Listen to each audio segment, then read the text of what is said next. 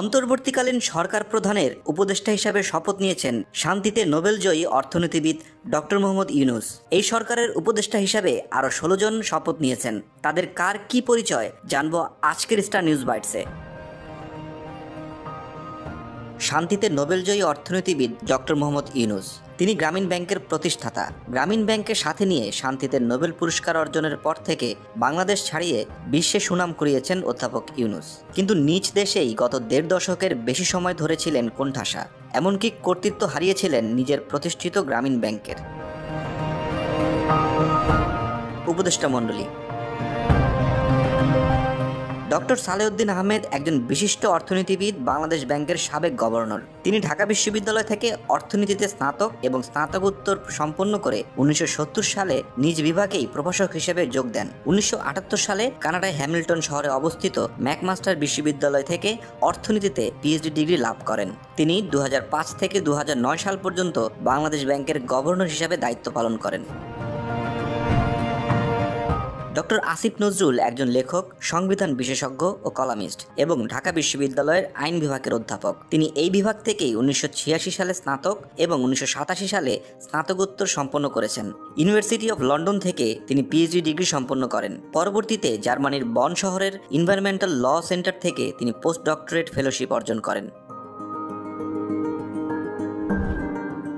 সৈয়দা রেজওয়ানা হাসান, বাংলাদেশ পরিবেশ আইনবিদ সমিতি বেলার প্রধান নির্বাহী এবং সুপ্রিম কোর্টের আইনজীবী। প্রথম বাংলাদেশি হিসাবে গোল্ডম্যান এনভায়রনমেন্টাল প্রাইজ ২০০৯ সালে টাইম ম্যাগাজিনের হিরোজ অফ এনভায়রনমেন্ট খেতাব পেয়েছেন। এছাড়া তিনি ২০১২ সালে রামন ম্যাগসেসে পুরস্কার পান। বীর প্রতীক খেতাবপ্রাপ্ত মুক্তিযোদ্ধা ফারুকী আজম, তার বাড়ি চট্টগ্রাম জেলার হাটহাজারীতে। ১৯৭১ সালে মহান মুক্তিযুদ্ধে একমাত্র সমন্বিত যুদ্ধাভিযান অপারেশন জ্যাকপট চট্টগ্রামের বন্দর আক্রমণের জন্য এই অভিযানিক দলের উপ অধিনায়ক ছিলেন তিনি।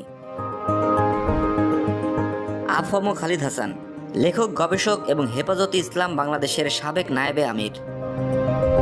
আদিলুর রহমান খান, একজন আইনজীবী এবং সাবেক ডেপুটি অ্যাটর্নি জেনারেল। তিনি অধিকার নামক একটি মানবাধিকার সংস্থার প্রতিষ্ঠাতা এবং সম্পাদক।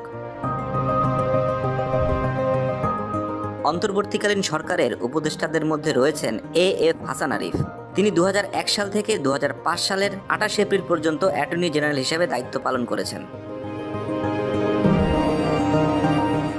তৌহিদ হোসেন, বাংলাদেশের অন্তর্বর্তীকালীন সরকারের একজন উপদেষ্টা এবং বাংলাদেশের একজন সাবেক পররাষ্ট্র সচিব। মোহাম্মদ নাহিদ ইসলাম, নাহিদ ইসলাম বৈষম্য বিরোধী ছাত্র আন্দোলনের অন্যতম সমন্বয়ক। আসিফ মাহমুদ সজীব ভুইয়া, বৈষম্য বিরোধী ছাত্র আন্দোলনের অন্যতম সমন্বয়ক। Brigadier general M Sakhawat Hossain, একজন নিরাপত্তা বিশ্লেষক ও লেখক। ২০০৭ থেকে ২০১২ সাল পর্যন্ত তিনি বাংলাদেশের একজন নির্বাচন কমিশনার হিসেবে দায়িত্ব পালন করেছেন। সুপ্রদীপ চাকমা, সাবেক রাষ্ট্রদূত ও চট্টগ্রাম উন্নয়ন বোর্ডের চেয়ারম্যান। ফরিদা আক্তার, বেসরকারি সংস্থার উন্নয়ন বিকল্পের নীতি নির্ধারণী গবেষণার নির্বাহী পরিচালক ও গণ বিশ্ববিদ্যালয় ট্রাস্টি বোর্ডের সদস্য।